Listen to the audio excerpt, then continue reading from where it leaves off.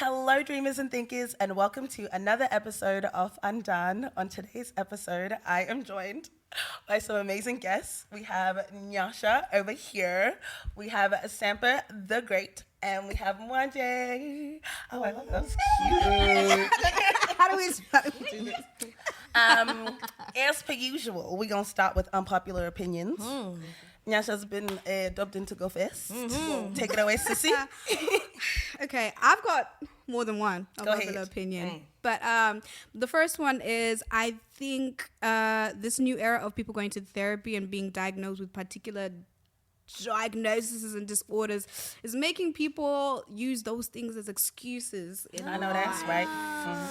Your specific wording when we spoke was license. Yeah, it gives them I feel like it gives them it's giving people a license to now use the diagnosis when they're doing trash things. Exactly. Or they're being toxic. I know that's right. Yeah. That's There's number one. What's number two? Is number two lighthearted? No, it's worse. It's worse. Number two is that I believe that, unfortunately, as Black people and people of color, there are going to be some of us who are going to have to be the people who do a bit of the labor with white people. And the reason I say that is because, you know how we say, that's for you to Google, that's for you to research.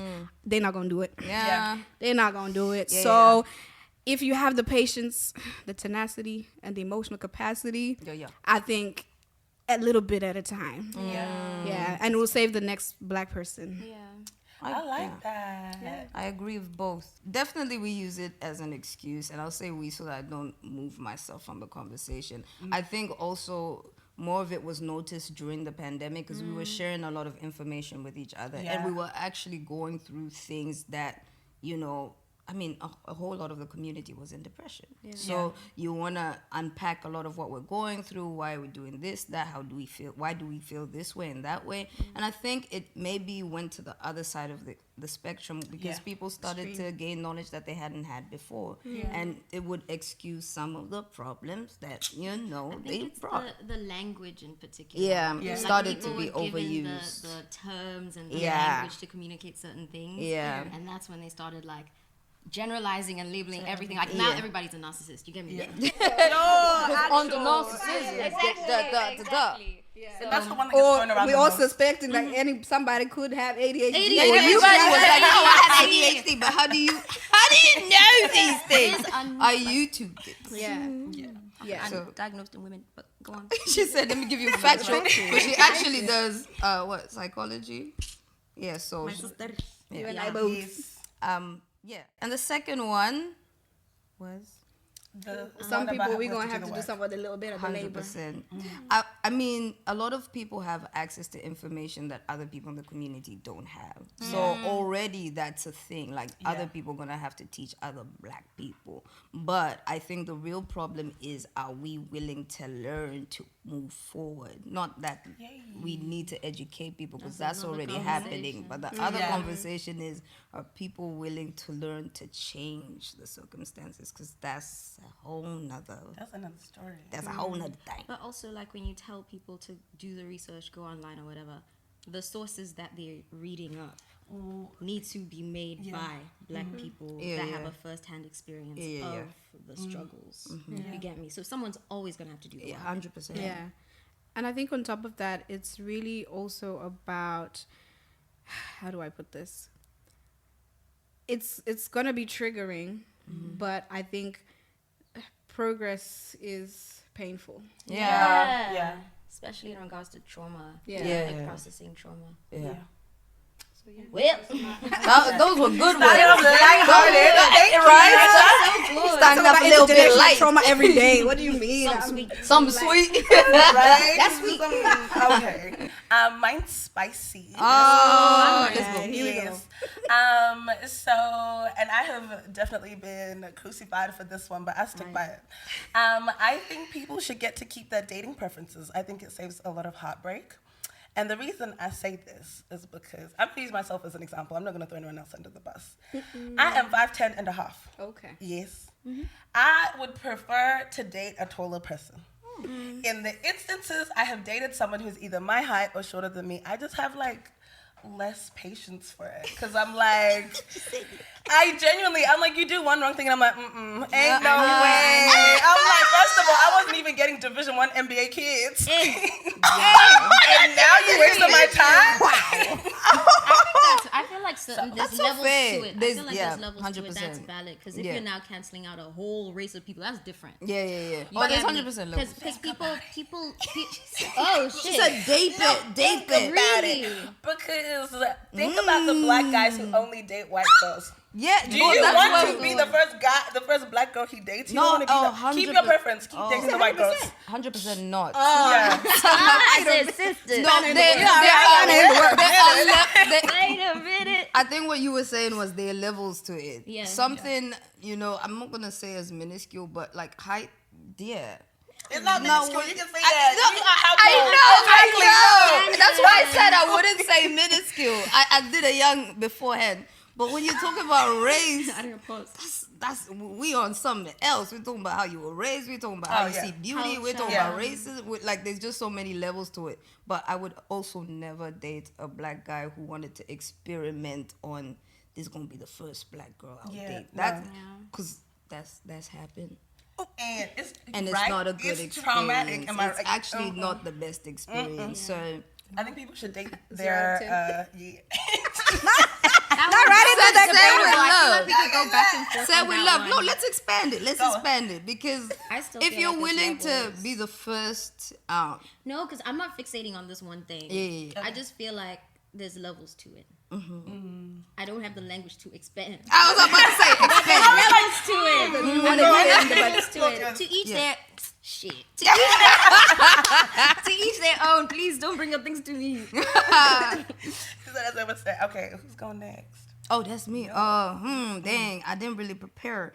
I did see something this morning that was interesting that said marriage is as much of a business as it is about love. And I stand 10 toes on that.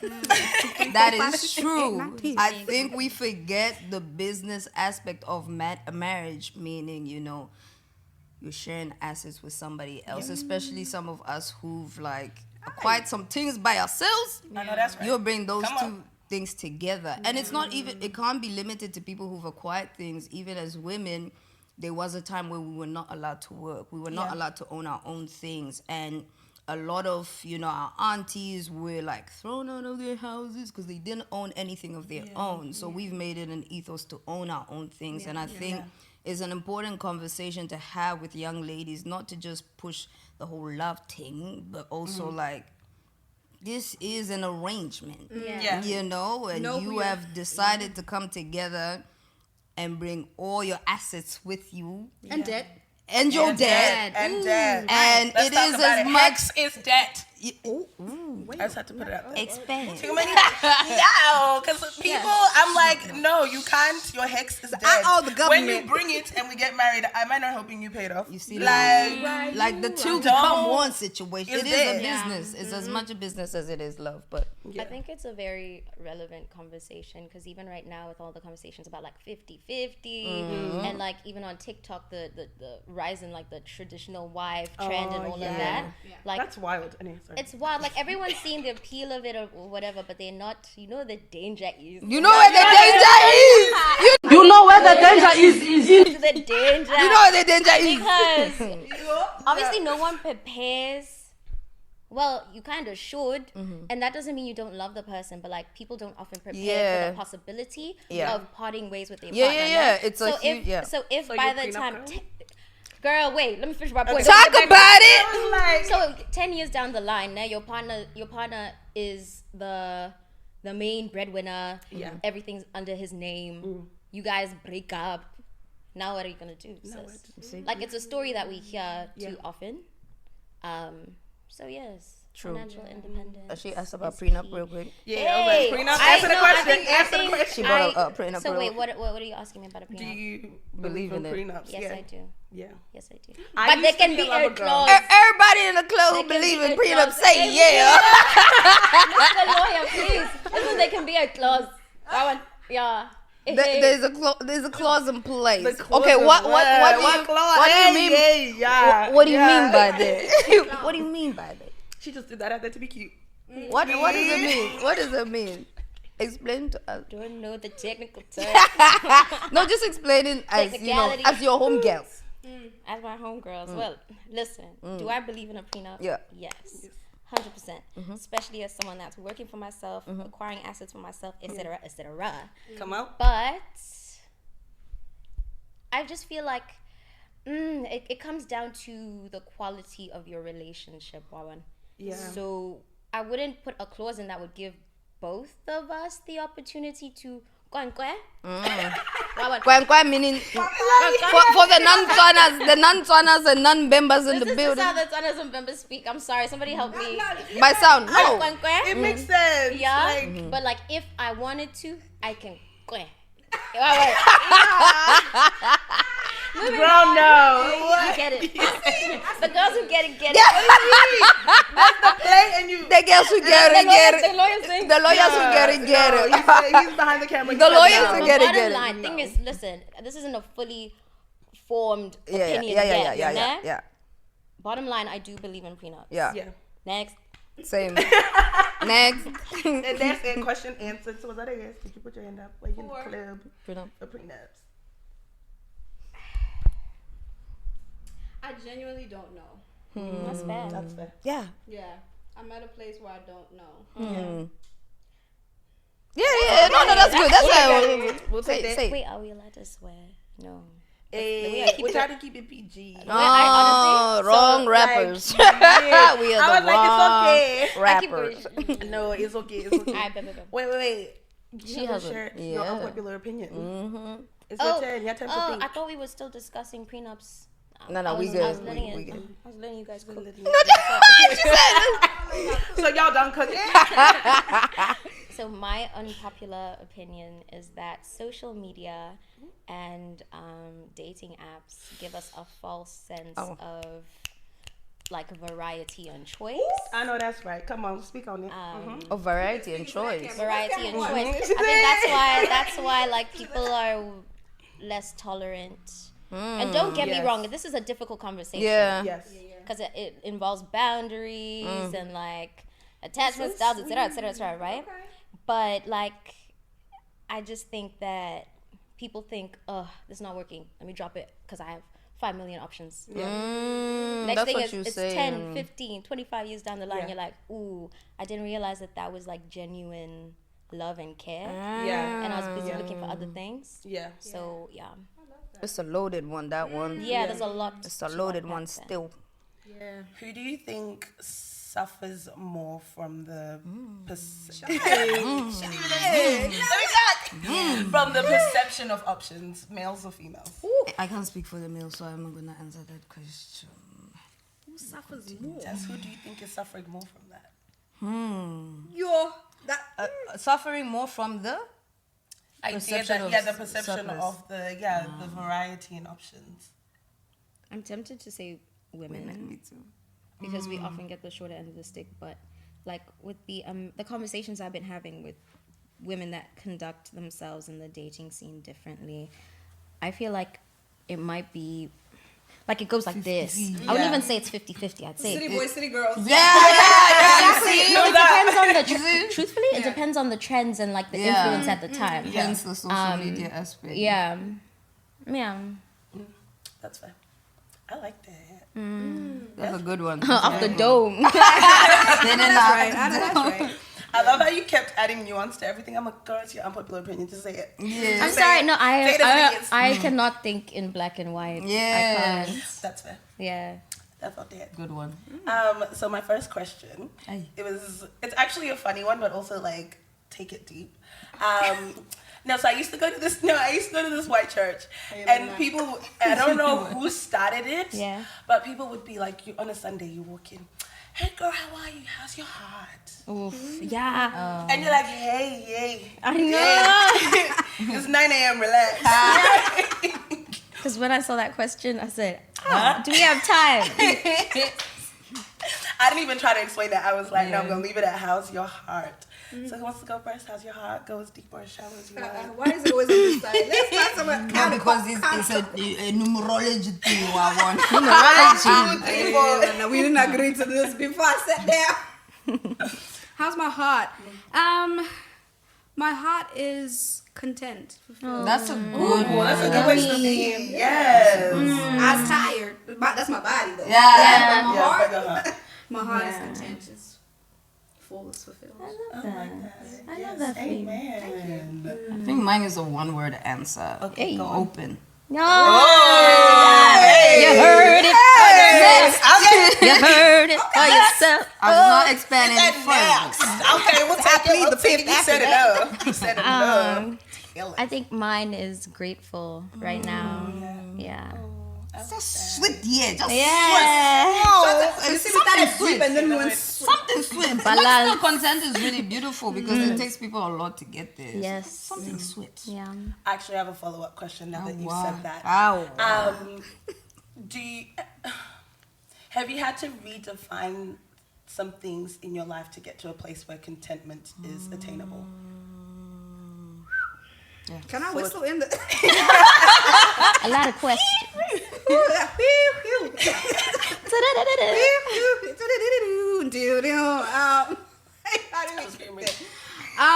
Absolutely. I think there's so much that we can go into, but I think I've just been on a journey of really looking at my life and just how privileged I am to be where I'm at. Yeah.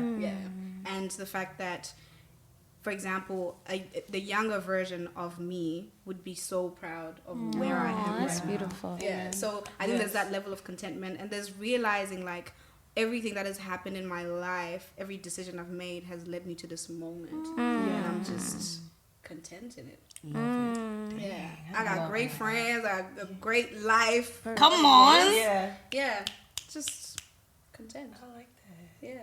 Okay, come on. Beautiful. Heard it here. That's beautiful. And great things are coming. That's why I'm Yes, yes, they are. Hallelujah. Amen. Thank you, Jesus. Okay, we'll do one more light one, and then we're getting into Light? the meaty. Yeah, this was light work. What do you mean? This has been very... Sample, you go first. What? Because you keep throwing it over. Numarolo. The first shall be last. Numarolo. Describe yourself in 3 words. Ew. Like,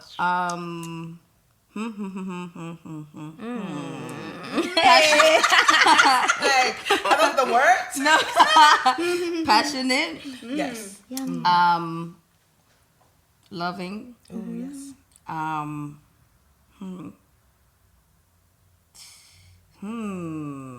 The last one has a lot to do with like really wanting people to be happy. But those who do psychology.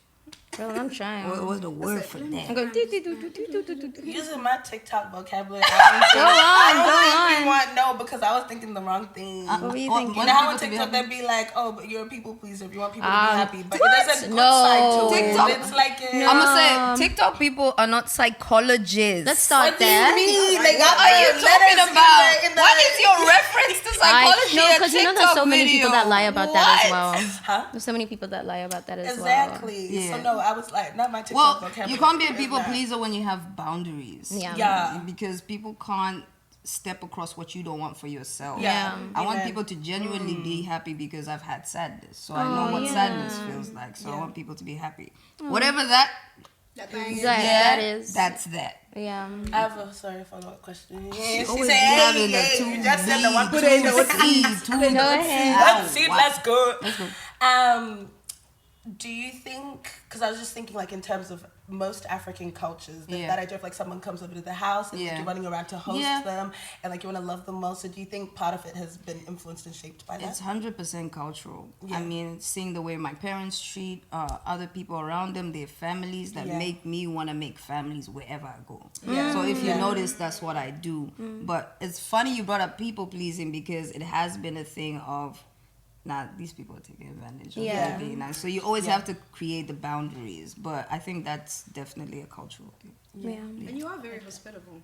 Yeah. Yeah, people always feel warm. Yeah. Thank you. Agreed. Yeah. Young Tejeka, but let's move along. 134. Oh, my bad. No way. Monday, let's go. Me? I would say multifaceted. Okay. Not just in my skill set, but like my personality. Yeah. Passionate as well. And ambitious. That was good words. But multifaceted, I was thinking when you were talking about all your personalities being on one accord. Exactly. That's what I was thinking. That's why it resonates. They are in agreement. We are in. Because the Security Council. Yeah. I've started calling them board members. Yes. And like, I'll be like, guys, I need to talk to the board members. Or I'll be like, today some of the board members are on annual leave. We can't make any decisions. Like, The people, you understand. Understand. Yeah, and then people get it. They're just like, I'm like, no, the board members. It's actually healthy. Yeah. I love that. What was yours? How would I describe myself? Yeah. 3 words. Really- Nyasha. Because I know you try to find a way to make 3 phrases out of 3 words.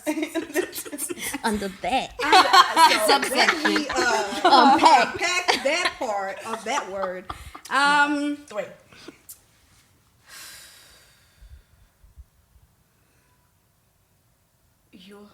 What? You said you have challenged me, man. You have challenged me.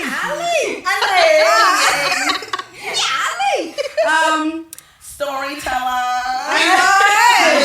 Just do it. Just do it. All right, I know. I would say one of the main words would be energetic. Agreed. Full of energy.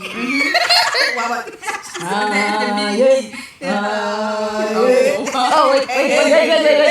Somebody cut that. I own it. You can see it. I would like to also consider myself as someone who's quite creative. I'll put Yes. okay. Yes. Wait, what you said? Creatively curious. So are your 3 words done? No. And I think I would also add generous. Yes. Agreed. Yeah. Agreed. Like with my time, Those with are- my energy, with yeah. my whatever. Those are good words. Those were nice. So for those of you who may not know, I think most of you, all of you should know, everyone on the couch minus me, musicians, artists, creatives. Right. Do you do spoken word as well? I dabble. I was like, are you gonna lie to me? It looked like you're preparing to lie. Let me think about that. Yes. Okay, so I guess I was wondering how your Zambian heritage and your Zimbabwean heritage has influenced your artistry, and then in that, I guess the complexity of having migrated.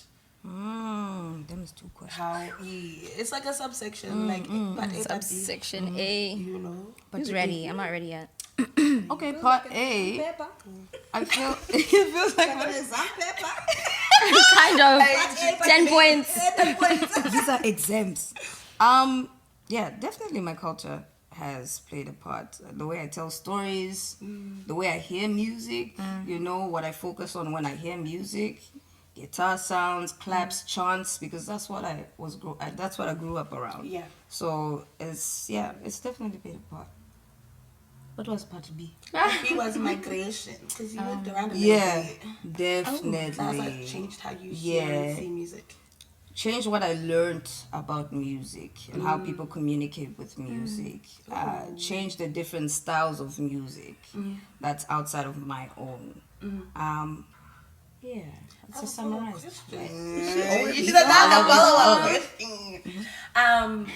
What do you mean by changed how people communicate with music? Like what patterns? Well, did you changed my knowledge of how people communicate with music. Yeah. I think as, you know, we'd go to these places as international students and be like, okay, how do you guys do your things here? How do you guys see us as Africans? How do you guys this, that, and the third? And music was our one connection. Like, they wouldn't get me as an African, they wouldn't get my accent, but if I played a song, they'd be like, okay, I know your vibe. Yeah. And so that's you can very tell how music became a language because we didn't even have to talk about our cultures or our history to vibe on the same type of music. So I was like, okay, music is definitely a language. Woo. Whoa. What she say? Add my answer on today. She come and say- Yeah.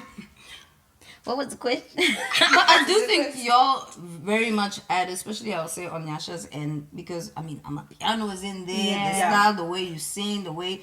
I think for people sometimes who are born outside of their countries, that's a connection we lack. So that's beautiful. That's a comment. But not your answer.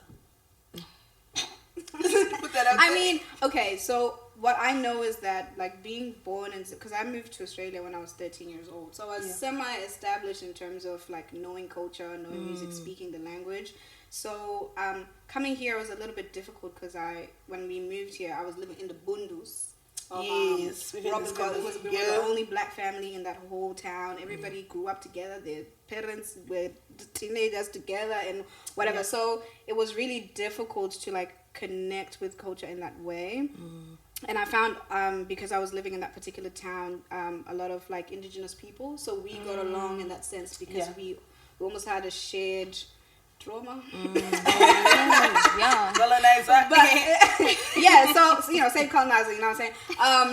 You know what I'm saying? But so you know, we connected through music in that way, and like through dance as well. So that was like, in a way, my saving grace as it's part of my migration story.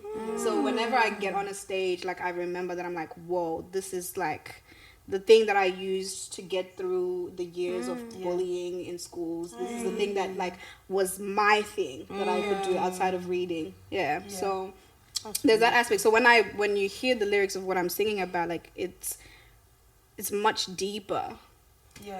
Because I'm always trying to tell a story. or as a curious person, I'm always trying to get people to think about things all the time. I like it. I don't know if that answers the question, but I forgot the question. Listen.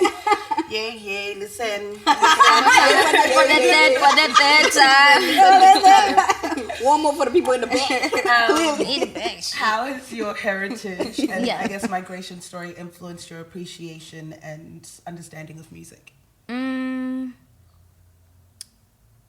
influenced your artistry? It's just like, pick something. Ne? So sure. So, like, if you don't know, some of our sisters, ne? So we grew up in the same household. So the music that she heard growing up, I often heard growing up as well. But like, we are Zambian, but I was born and raised in Botswana. So for anyone that doesn't know, I'd say culturally speaking, Botswana is closer to like South Africa. Whereas Zambia is closer to like Zim and like Congo, going upwards, ne? So going back and forth as a child, I always felt that big difference. And I guess that was the beginning of a really strong inner dialogue. So if you listen to my music, it's often me expressing my thoughts, my feelings, and everything. So I feel like that experience as a child established that voice, and it's still one that's growing stronger, but it's the voice that I bring forward in my art as well. And then just like the experiences that we've had touring the world, I'd agree with what she said about music being a language. So we won't understand each other. The place is unfamiliar, but as soon as I hear the music and you hear the spirit behind the music and you see like with the non-verbal communication, how people express themselves through dance or just like the way they connect with each other on stage, that's how you get to know each other on a soul level. So Good one.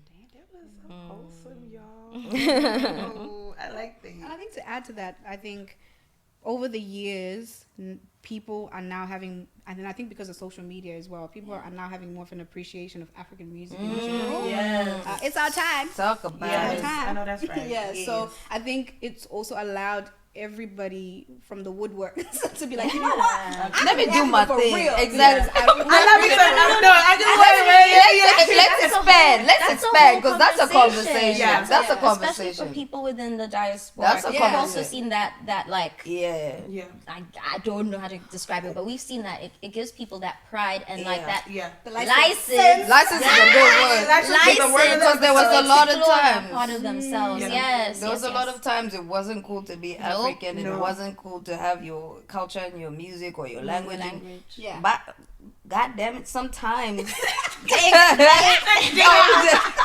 flabbits since I can't curse. Sometimes, dang nabbit, sometimes like we're told not to even put our languages in our songs. True story. So for us to get to a place where like people are playing African music and even singing music in different languages. That got some of us artists like, wow, look at how far we've come, because we were told not to even release music in our language. Absolutely. And I think it's still a thing that labels 100%. will probably say to people and otherwise. But now, you know, it's given everybody the license to be like, what? I can write music in Setswana and Shona and whatever. And I think as things have progressed for me personally, I've realized that I'm actually feeling more comfortable to write more of that, to like write spoken word in my language, which previously I don't think it would have been what's the word, acceptable.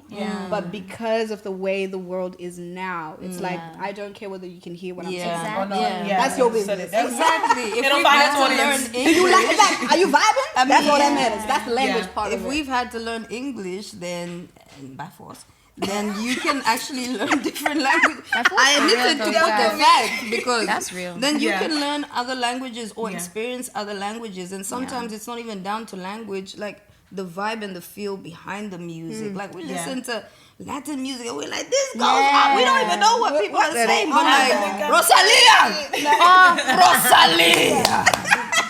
Girl, No, yes. you are good at what you do, and half the time I don't even know what she's saying, but I'm vibing to the way she's creating music and expressing herself, and it should be that. Like it shouldn't be through any other person's lens but your own. Right. And I think this is a good time in music for African musicians to express ourselves in our culture, in our languages, and feel comfortable about it. I'm really happy about this time. It's amazing. While you were all talking, can we do a little mini case study? On Oliver Mtukudzi, because I feel like Let's start. his ability to be well known everywhere, considering the time that he was making music, and then his ability to transcend generations. Like, I'd be mad that my parents went to an Oliver Mtukudzi concert when we were in England, and I was like 8 and they didn't take me. I'm like, now he's dead. Wow. What do I do with that? I'm like, the man died. I never went to see him. I like you. I'm like, I'm talking about this in therapy because I'm mad. Yeah. But bad parenting. I feel right. the same way about Miriam Makeba, because also she was like protesting. Listen. That's a different level. And back in the day, that's really, really crazy. When I was old enough to actually understand the impact of what she did. Not only was she protesting, she was meeting with activists from the States. They were doing the whole Pan-African movement. She was there with Stokely Carp. Like, you are really like in it. Like, you're part of that. And it bridges gaps. I think people... Yeah, I mean, just like just realize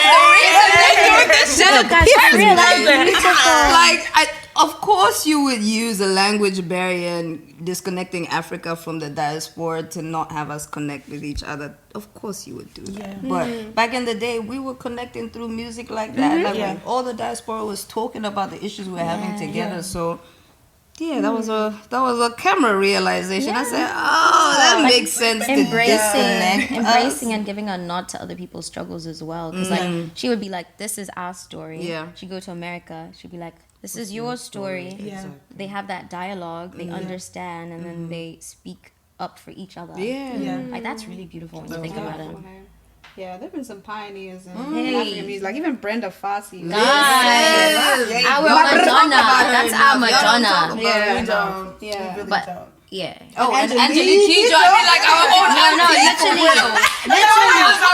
That's so crazy. That's actually so. I gotta speak on her because, like, we just like she made Afrofuturism in the African lens something beautiful. Talk about it. Like for me, that was my example. Also to be like, okay, I can put my culture in my music and not have it demonized. Yeah. Often our cultures are demonized. That's Like, another it's one. a mask. I am wearing a mask. I was thinking of your Global Citizen performance. White people's booty cheeks were clenched. They were clenched when you had the dancers coming out with the.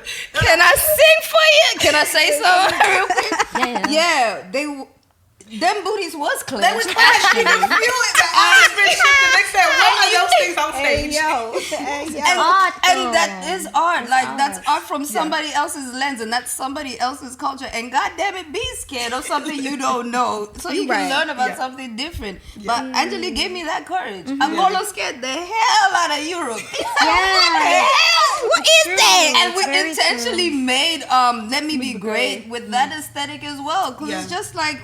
You want us to be scared of ourselves. Yeah. We're not going to be afraid of ourselves. What do you mean? We're going to show ourselves visually because we inspire our own music. Like, you're not going to make us... You cannot trick me. You cannot trick me. By the way, but you get the gist. Like, she's amazing. She did a lot to open doors for us. Yeah. I like that. Let's talk the tour. You guys brought it up. Guys, I still need a Tour life gonna need me. I still need a rundown of what actually transpired. Talk about while it. on the road. All I ever hear is every time you're like, when we were in Slovakia. Every time. We were in Slovakia. To me At what is- point? Will We were in Slovakia. We were in Slovakia. Every time. Yes. Every time. Yes, She's for like, 24 hours, I should say, actually. When was that? When we came after the Netherlands. I think people underestimate how quick Let's start with the touring disclaimer. is. Let's start with the disclaimer. Okay. Yes. The disclaimer is, boys and girls, touring is not easy.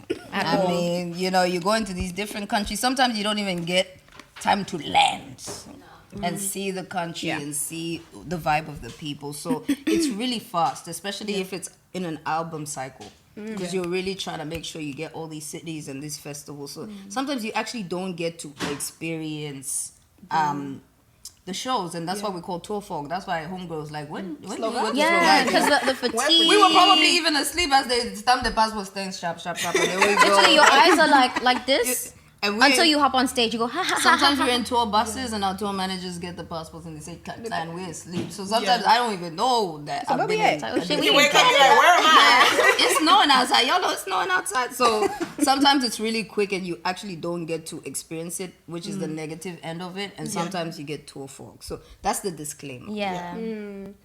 But I mean, to start off with, like, you guys have toured longer. Obviously, being with you guys was the first tour that I was on. So it would be great to hear what y'all talk about it. because you've been doing it for years, you know? Yeah. I think the beauty of tour is you get to see that your music has reached another side of the world. Yeah. Like, we went to Brazil. Nice. That was crazy. Okay, first our travel to Brazil was crazy. Let me show you how crazy tour is. So we finished our US tour and we're about to South America. We're about to go to Brazil. I said, North, and we're about to go to Brazil. And we're in Chicago and we're at the airport and we see a notification that says our flight has been delayed for 10 hours. Yay. This is nighttime. So yeah, talking about next day things. Yeah. And our show is next day. So we're there calculating, okay, if we take this thing, means that we're going to land an hour before our show. And that's crazy because we won't have a sound check. And we still have to actually travel to the place within that hour. And get ready. And it was mad. And this is our first time in South America. And my ass is just like, should I make this executive decision to do this? It's crazy. And I said, okay, let's do it. Yeah. So we do the whole 10 hours, we jump off the plane, we are driving, some niggas are putting things as we're driving, because like we're about to get on stage. And I'm just like, oh, this is going to be a little small thing, you know, it's our first time here, you start with small shows. Not when I open the stage door, but like 1,500 to 2,000 people waiting for me. And it was one of my best shows ever. My energy went, because I was just like, listen, I have, like, these people have come to see me. Yeah. Like, from half around, half across, half away. That I finished. Package is finished. I gotta say, couldn't save her. You're coming from halfway across the globe. Woo, geez, We got this. We made and like people are, and I really, like I say this to my band and everything, like for me it's still crazy, and this is like what 10 years in the making for people to actually pay and say I want to indulge in what your music is. To me that that brings me to tears because like you're just showing me you believe in me. That is crazy to me. And so for people to want to do that, I'm already like, they have to give you the energy you've come for. And we sang, and these people are singing with us, and I'm like, in Brazil. And they're going, and you know they can see it. You know they can see it. And it's just like, this is crazy to me. Like, these are songs written in my bedroom. You're singing them. You're singing, Like, touring really all does. 1,500 of Bro, you. all 1,500 y'all. If I make it It's really crazy. It's a really crazy. crazy And the concept. energy. It's The just up energy. there. And to me, touring has always been that reassurance that your music is actually reaching people. And to me, it gives me more reassurance than, you know, sharing something and people commenting. Like to actually see the people numbers in and stats, person and see them loving on your music is something beautiful. So yeah, touring is an amazing experience in that sense. and then the Hold the note. Where it gets tricky. And I think especially for artists who are independent is y'all doing that. That's also another Y'all conversation. doing that yourself. So when you see us like hustling to get to the next place, making sure everybody's on the bus or what, because people are flying first class and doing all them luxury things. We really like, we hustling. We try to get economy. to the we try to get of the plane. all arguing 6 with of people y'all. at the airport. All 6 of y'all. Like I'm getting my whole crew, I'm getting my band. Like I'm, you know, these are self-funded things. You know, you're getting everybody to one place, that side, and it really becomes a hustle because you're really trying to make sure the world hears your music. So it's not an easy thing, and it's become even more harder after the pandemic. And I'm sure you've heard, like, was Sim said something, it's expensive. Like the prices went, everything went James up. Blake And you're also doing, said it. James Blake said it, like it's not something that we can continue to do in the near future Not sustainable. it's not sustainable if things keep going the way they're going. So I just like the reality of it is it's very hard, it's very expensive. You do want to see these people and you want to make sure that people are hearing your music, but you also have to outweigh it being sustainable for you. You have to continue making the music as well. So it's a really hard balance, and it's taxing, like physically, Emotionally, you're not psychologically. You're not eating you're well. not sleeping I saw and the you're video not of eating Nasha well. crying. Listen, And laughing? Let's expect. Insert video. Because we did tell her, Nyasha, I know this look like fun and games to you, but once you get on tour, you're not gonna sleep for a couple of days. We got 3 a.m. Gonna be here. I also 12. feel like a lot of people saw the first tour. We were so hype and excited on the first tour. That's where you saw all the because we were excited. I miss what. Hey, After that, by the third tour, and after tours, you really have to like have some time out to yourself to actually get back to your physical, Process. mental, emotional health, because it's taxing. Like you moving about a lot, and I think at that point where we saw that video with Nyasha, Insert video. You have to give it to me because we hadn't slept in a bit, and homegirl didn't know where to laugh about it or cry Someone, about I think it. it was Sammy who said something funny or I don't even remember the context of that. I just started laughing and I couldn't stop. And by the time I couldn't stop, the tears just started flowing. So I think my body was like, bro, this is the only that's where the delusion. this is the Lulu delusion. and exhaustion. Yeah, it was that because combo. that day was crazy. Like we literally. I mean, because that time we did BBC, then Coco, then we were somewhere, and then we we were had to drive 3 sick. hours. Crazy. Were we in And it's Wales? also about the shows themselves. Like you're doing BBC, you have to get prepared. You know that this is a big show. This is And she was sick, so I had to come in Hey, and step in. bringing it back to physical health. I was sick. Like, No. That's not gonna sickness run of a different sickness. It wasn't okay. Chill, everybody. No, it wasn't COVID. no. I think. It's What was exhaustion. it? It's exhaustion. It was like I caught a bug. Yeah. And then as a singer, Hey, once your the throat instrument. is cooked, It's it's over. late. It's You can't over. really do much. And then Yeah. The environment I was in was not sustainable for the. All I will say is, you gotta have a team that can. And then action was not taken in. We don't have lawsuit money. Yeah, it was on your show. We'll say on your show. That can plan well. That's all I'm gonna say. You said it. But yeah, that's And also we a cannot thing. expand on That's that. also a thing. Sometimes you get sick on tour, and you still have to do it. Yeah. Until you are on your last leg, and you're like, Yeah. then you make a plan. Yeah. Yeah. I will say my band, they're warriors. Like, they can do anything at this point. They're amazing people. I love my band. Let me just say that. Yeah. Shout out to the band. Yeah, shout out to the fam. Gang, gang. What was that your biggest tour? What was my biggest? No, that first year tour with the. I think my biggest tour was probably 2022.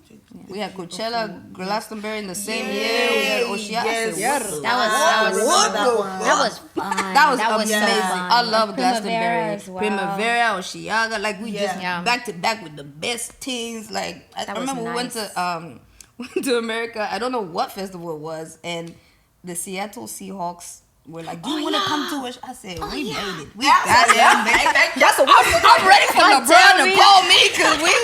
And the NBA did play Final Four one day. Yes. Like, it was just a good year. was It was a good crazy. year. That one was really it was crazy. giving Kobe year. That was a good one. What? How did you like process that? Because I feel like as an artist, like you're always working towards like something. Did that feel like, oh, I've made it? Or was it like, oh, this is nice? It felt like a really assuring mountaintop. Because you work so hard, and on top of that, I got to do it with my Zambian band. And I think people underestimate seeing people who look like you on stage. Like we don't have a lot of. There are 2 Zambian bands currently touring internationally That we know of. One of them is my uncle, Witch, and the other one is We us. intend to cause havoc. We intend to go. And even if it was just Witch, what about it? That's so What bold. about it? What about it? We got white rock bands calling themselves Demon Death. What? We don't say nothing. But let's talk about Especially considering the cultural context of where it was founded. I have a real huge problem with demonizing African things. Like, I'm not a fan of it. It's been done to me, but if it's witch, then what? They said what they What said. about it? They But said what they anyways, we said. intend to cause havoc. I love that. And I think, people underestimate seeing, like, you have all these Zambians coming to the show and they're crying. They have the flags and they're in the front row and they're singing back to back, and it's just like, that's crazy. I'm be still getting processing rowdy. that. Like, that's crazy. No, But they it's go on live in the warranted. front row. It's warranted. Because if I was seeing a Zambian band For the first time. Slovakia for the first time, There were black people in Slovakia. Yeah, they were. for the very first time. Yeah. In tears. But you get it. You understand that, like, people don't get to see people from their country anymore. And it's mad that it's only 2 people, because it's just like, 2 bands, because, I mean, for me, I used to feel the pressure of that. I was just like, not me being the first. And I think people have pride in saying they're the first. I think I may be the only person who has anxiety in saying I'm the first, because then you understand you're an example to people. So that's another thing to unpack. But 2 bands, uncles and ours. So Wait, I'd also like to note that there just aren't a lot of Zambian artists, even within Africa, to begin with. Because that was something growing up. We never saw big Zambian artists. So that's another layer. Do you guys feel like that's like a cultural thing, or like a? Cause I know in Zim there's like a huge thing on like education is it. Yeah. The key. We have doctors on doctors on doctors, PhD, medical doctor, what. But like the minute you're like, oh, I'm trying to make music, they're like, it was half my that. guitar. It was half literally. What is happening? It's like all my guitars. Yeah, my guitar. 100% that is like, art was not seen as anything profitable. And to be fair, they were providing for like 6-7 kids but going. It was not an established. The circumstances are the very circumstances different. were different. They didn't have the privilege of going after their dreams. Hence the accounting, engineering. They wanted something stable.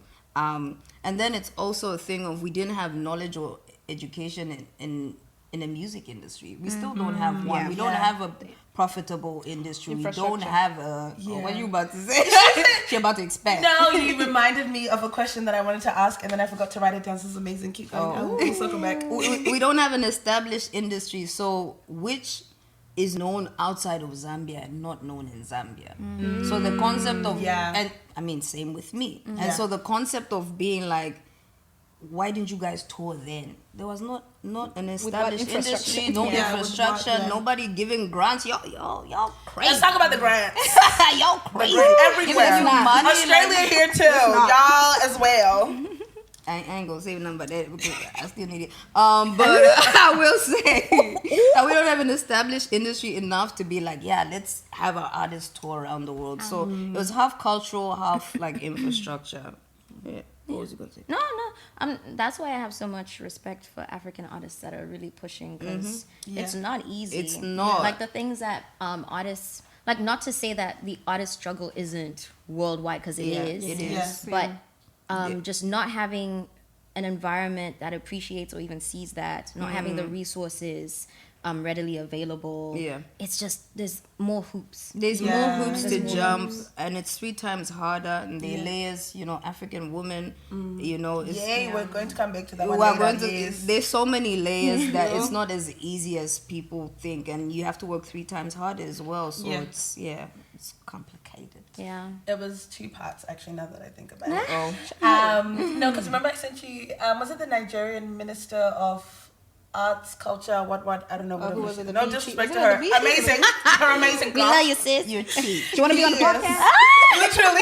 You want to come on the podcast, girl? She was at, no, it wasn't even BET Awards. It was like the Oscars or the it was the Grammys. Oh, Grammys, yeah. Yeah. Oh, yeah. And she was really speaking a lot on like African music and how much they're putting money into it and all that kind of stuff. And I recently learned that South Africa are also doing the same thing to push Amapiano and all that kind of stuff. And I'm like, this is profitable. Where are the other African countries? What are y'all doing? Zimbabwe. Okay, but to be fair, South Africa and Nigeria have been hustling about that since I was in high school. They've been pushing Afrobeats. They've been trying to bridge the gap. Internationally, a lot of people's intro to African music is like P Square. Yeah, the Wizkid, band was doing D'banj. things like So Yeah. Oh, Fela Kuti. I mean, they Fela, is the biggest my example. bad, Fela. Yeah. Yeah. What was my second one? Oh no. Oh yes, where you said there's no example of what it looks like. I was recently on a panel where there was like older Zimbabwean parents, and then there was young. That is crazy. Wow. Older Zimbabwean That's parents. You tire me. I promise. Girl, are you okay? Let's unpack. Let's unpack that. It was I can't joke. Yeah. So we had older Zimbabwean parents, and then it was like young people. I was one of the young people, and we're having a conversation because one of the pain points, we'll call it, that the parents. That's a good one right there. That's a good one right there. One of the pain points that the parents had brought up is the thing of like kids doing the whole artistry thing, because they're like, we don't I love the artistry thing. Yeah, I mean that's how they spoke about it. One of the parents was like, also when we moved here, you'd always say, I'm going to hang out. What is that? What is this hanging? To them it's Galavanti. That's on the streets. Hanging out. Like it killed me, but yeah, it was like the creative thing, and then also the idea of like kids starting 1,000,001 degrees. Whatever. I feel like it falls under the same category. But one of the dads really made a really great point where he was like, we need people who are making it to share their stories of what their process has been. So that as a parent, when my kid comes to me and says, I want to be an artist, I can be like, okay, I saw the process look like this with this person, look like this with this person. So like, I guess we can go on this journey together. Yeah. That's a great point. The only maybe disadvantage to that point is there's no one size fits all for the arts world. Yeah. But that's a great point for parents to be. I know it's something that's totally different. Like they have no idea whether their kid can be in this business. So that's a great point. Yeah, and I think also like the resilience that it actually takes to focus on doing it and actually following through. Yeah. Because it's a journey. Yeah. It's a journey, and it's still something that's being established. So you fall, you get back, you fall. Yeah. There has to be a lot of self-belief. There has to be a lot of support, like Yeah. lot, financially, That's emotionally. Like Yeah. there has to be a lot of support. And your kid has to have a plan. Yeah. Like it's not as whimsical as just want to do my music and go to No, because the reality of it the reality of it is it's also a business. Yeah. So, that's a talk that has to happen as well. So it's a lot. I can't really summarize it, but you have to know what you're doing in it for the business side of it and what you're doing it for the art side of it. That thing that fulfills you and that thing that sustains you. Right. Wow. It's got two you need parts both. to it. Like a But marriage, it's you need both. Both of It's those. a business and love. It's together. It's two. Both of them. You gotta That's the way you sustain connect. yourself, and you have to see how the business aspect works, how you market yourself, what parts you're willing to exploit and not, and exploit. Oh, these are gems. Exploit guys. These is- are gems. can be a negative and positive word. So you have to look at those aspects. And then you have to look at your creativity side, like what keeps you making music, what makes you feel whole about it. It's a whole thing. And also, who has authority over your creativity? Hey, and who gets to ownership of your ownership. creativity. Even like, when I mean authority, I mean like who can give you feedback that you can accept. Who can tell you, change this, or this could be better. You need to go into this direction because it ends up being a lot of voices. a lot of cooks in the kitchen. So you have to know who we've decided can be like, I like this, maybe try this, or you can say, obviously, no, I don't care, I'm doing me in it.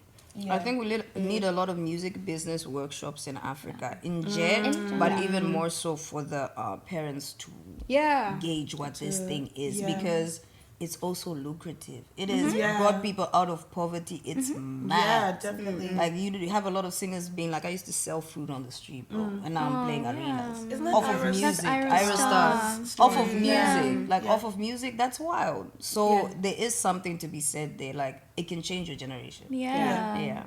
I'm trying to think how I want to Pad B pad. how I want to do the follow up. What infrastructure? Okay, then we'll take a start there. What infrastructure would you recommend people have going into it? Okay. Well, to start, and I think one of the most important is a manager. A representation of you in the business world and how you want to navigate or how you want to be seen. That's a really good one. As you grow, I mean, you'll need to get money into the business and out of the business. So you need an accountant. Yeah. Someone to help you, like a business manager. Someone to help you direct your funds, budget your funds, and not use all of it. Because everyone knows in music, the money, it doesn't just land. Yeah. You have to make more of it. You have to triple. You have to, there's a lot you have to do. So an accountant is a good one. Agent, you want to do shows. You want to make sure your music is played in sync deals. Like you want the world to hear your music. Yeah. So you need someone who's able to facilitate that. What else we got? So let me write this PR. You need someone to help make your music known to other people through news, magazine outlets, online. You need someone to help navigate that to the people. It's, word of mouth is good, but it's nice to have a little backing behind that to push it to the right people. And so cloud also helps. Cloud is good.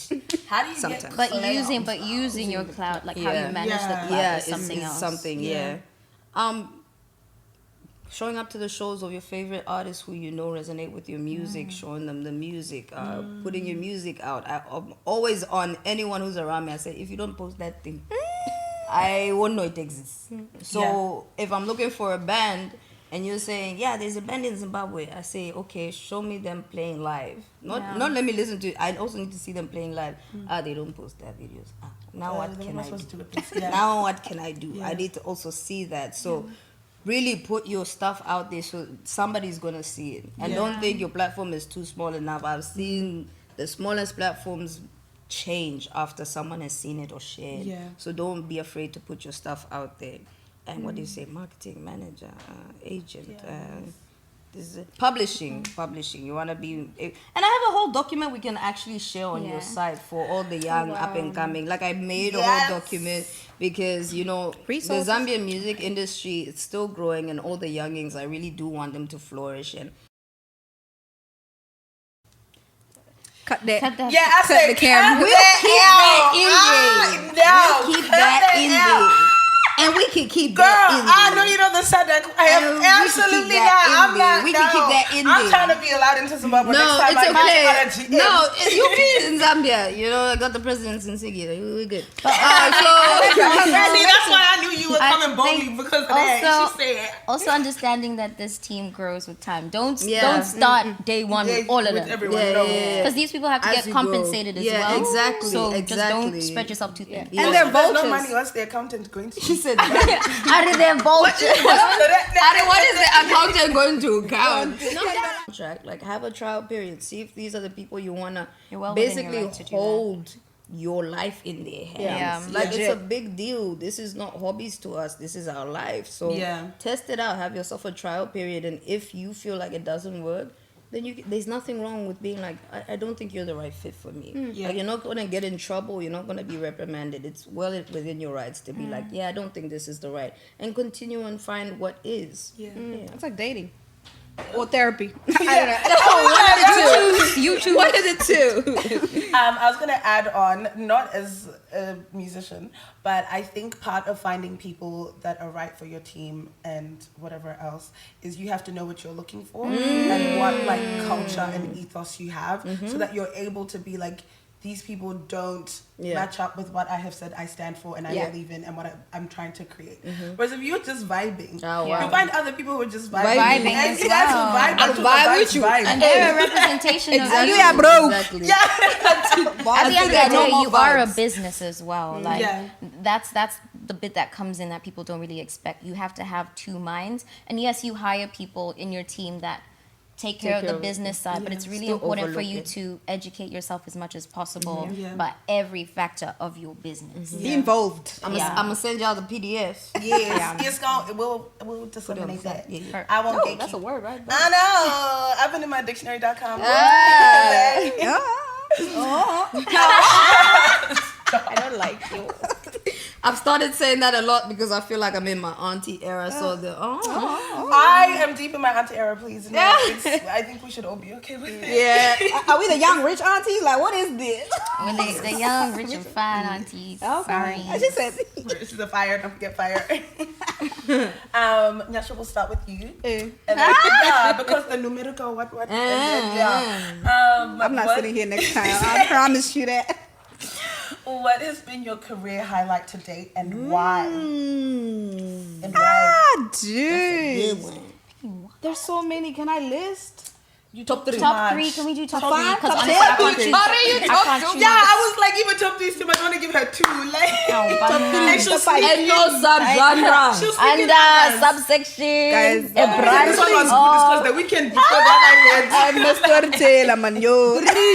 Three. Succinct. We're counting. Three. Go. Okay, I'll say one that's really simple, like joining Sampa and the gang on tour. That was a career highlight. I was in Slovakia. Okay, we was in Slovakia.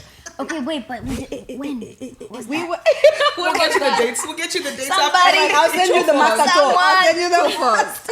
So, yeah, that was a huge career highlight. Like last year was just like a bamboozling, discombobulation. Come on. And I think it was great because I don't know if I think I've shared this with you a little bit, but I think it gave me the opportunity to serve in a different way. Because like usually when you're the main artist, everything is like, I'll do it my way, I'll do it this way. And like you don't actually, I guess, enjoy being in the moment. That's true. Yeah. So like being able to like be a backing vocalist and like learn music in a different, it actually opens your brain up in a different way. Yeah. And yeah, I was just glad to be there through the tears and the last sleep and the no sleep. Like it was just so mind-boggling for me, and it was kind of like a stamp to like, okay, you made a promise to yourself that you wouldn't stop despite, you know, people feeling that you should do something else or whatever, but like we're here. Yeah. You know, and and it was like a masterclass, you know, just watching everybody and how they work, how sample works, how Manje works, and after that we were in the studio doing random things. It was just so much fun. Like I just thoroughly enjoyed it and I learned so much. Yeah. So that's a career highlight. That's number one. Yeah, that's number one. I mean, you spent 5 minutes on number one, so All right, quickly. I'm All right, quickly. Another career highlight was last year. Last year was a big year. My first live show. That was so crazy. And the fact that 220 people asked us. And we had merch and everything. It was a whole team. My creative director. Love it. Yeah, like a whole team of my friends who genuinely like were like rooting for me, trying to sell tickets around this. I was like, slide to my DMs. You want to see somewhere? Yeah. See me in my friend's show. Literally. Go to my show. Go to my friend's show. You can see me there. Yeah. So like the love and the camaraderie and like having an all black band as well. That was so great. That band was insane. All the dances, like it was just so good. Like I cannot, and I was sick that day. Oh, you were? Yeah. I was like, my throat was doing things. Actually, okay, sorry, I'm gonna give us a subtopic because I'm just connecting the dots because you said being on tour with Sampa and like getting to serve in a different capacity, right? Opened your eyes, what? So why did you make our job so difficult when we were trying to serve you at your headlining show? Okay, so because now I was the capitalization because you said capitalization. And it takes a while to implement. And also because I was so used to doing everything. Let people know. It was hard. That's what hard personal lesson for me. Like asking for help, accepting help, and people helping you. So for me, outside of the music, personally, it's something that I'm actually still trying to learn. So but it was great to have a team because it was just like wow. To be fair, I'm giving her flowers. She did do a good job. She went home. She was like, okay, I'm gonna go shower. And then I'll be back. And then come back. You're the other artist. And I love that. And when she came back, I remember I asked her. I was like, did you say? She said, I don't know. Y'all figure it out. I was thinking mad. I was like, yes, that's what I asked of you. We will figure it out. And they did. We figured it out. She was like, you're getting your makeup done. You're like, I don't know. You guys figure it out. I love that. Yeah. Okay. All right. Yo, in a nutshell. Okay. You've been okay. Next one would be being on a tour in Zim. That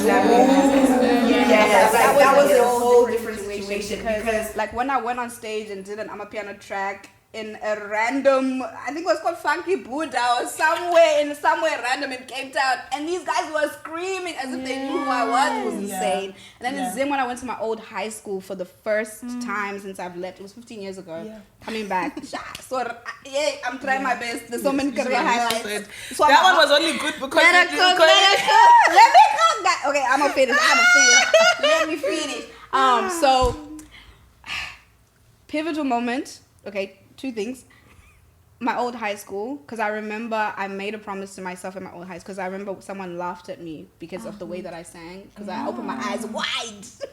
That's really so Zimbabwean. That's actually so Zimbabwean. So like I remember that day where I was just like, wow, like people don't really actually see me in that way. They were mocking how I was, and from that day I was like, I will, one day I'll come back to this place and blah blah blah. And I did. And then the vice principal asked to perform, and everybody in my group was like, well, this is your old high school, you should do it. And I got up on that stage and I sang Harare, which is like an ode to Harare. And it was also the first time that, because it was kids, they heard the bars And because the bars are also in Shona, like they got it. Yeah. So when they would hear the bars, they're like, yeah! And I'm like, yeah, get it! This is crazy. And like having the conversations with the kids afterwards and all of that kind of stuff, like that made my whole life. Because I was like, I was you. I was you. Yeah. And now I get to be, you know, someone to you that you can ask questions, you can look up to, you can whatever. Because I'm open to vibing with y'all. So that's top 3 out of 445. You know what I'm saying? You did good, girl. Yeah, post-production. You gotta go to Monica Love. No, I'm still thinking. That's a couple of years. That's a lot. That's a lot. Jeez. And this was just last year. A couple of years. Guys, wait. Pause. It's a lot of years. Pause. Drink water. Any, mini, money, mo. Me. So, for context, I started singing at the age of 6. So I started in church, then in school, different choirs for like 12 years, did musical theater, and then classical training, and then I studied music for a while as well. And then this happened. So like when I say that I don't have like a moment in particular, it's just from a wider view witnessing the advancement of, I guess, myself within the musical world. That's very pivotal for me. Like it's always like confirmation for me that I'm going down the right path. Even if I fight my own like doubts and fears and like when I look back, I'm like, oh. But we did that. Through it. Yeah. Side note, Monje has studied everything. Brother. When I'm in the studio, I'm just like, I don't know the theory you're talking about, but if this thing goes that's gonna make sense. Yeah. Because even when we're doing harmony, she'd be like, okay, so we need you to be on this. I said, girl, I learned music by ear, girl. I don't know. No, that's funny. No, because I actually learned it by ear as well. Like let's go. Let's go. And music theory. I don't know. We don't know. Similar fifths, I don't know. But no, for me, it was to put, honestly, studying music was to put like actual theory behind the things I already know. Because in Africa, we just have it. We just have the source. We just 1, 2, 3, the church 4-part harmony. You get me? So it was to put the theory behind that. But just watching myself grow has been something good for me. The second one, not a specific moment, but I do consider myself like multifaceted, multidisciplinary. So like there's many aspects within my creativity that I like to explore, and whenever I get to like spearhead realizing that vision, I love that shit. That thing. No. I love it. I love it. Especially like creative directing. I creative direct all my stuff. So I like to think I craft my music and my visuals and even the stories and the concepts behind it. So like whenever I get those moments, I love it. And can I say something as a passerby? oh God. Bystander, if you will. Yes. I thought it was really dope when you did your own music video, the one by the waterfall. I was like, okay, this is an artist. Like to me from outside, that to me is like a standout moment. If you're able to create your own music and then direct it, I'm just, that's crazy. So to me, from looking outside, I said that's pretty dope. Thank you. If you need any examples, that was a pretty strong one. And also to be able to so Monje was studying while we were touring. And anyone who knows. Like, let me tell for you if you don't know. This is the third one. You don't know. Now you know. The third one. Monje finished her degree on the same day we were doing a Billie Eilish show. No, I graduated. Oh, she graduated on the same day, day we were doing Billie Eilish. This is an arena tour. So Monje graduates, takes her graduation cap, and goes on stage to support Billie Eilish with the graduation cap on their head. Actually, this is something I've never really talked about. But like, we were touring, and I was finishing off my degree in psychology. So you know it's some real stuff. No, it's just a lot of reading, and when you don't have a lot of time, it's hard. So I would be in the tour bus I'd be in the tour bus trying to study. Everyone's like, oh, ha, ha, ha, quack, quack, quack. I'm there like mad as hell in the back. You're like, nothing's funny right now. Nothing's funny. And then I have to tell everyone I have a presentation. So I'm the only one in the space at the back, and I tell everyone to be quiet. And then I put on like my button-up shirt and whatever. And I'm like, yeah, no. And the bus is going through. And I'm like, oh, never mind that. Yeah. And then I remember there's a specific time we were in Paris. And I remember because I was mad as hell. Like, the guys went to explore the city and everything, but I had an exam the next day. Oh, no. So I had to stay in and study. Yeah. And then after my exam, we were on the road to London. And then I had my first Soho House performance as myself.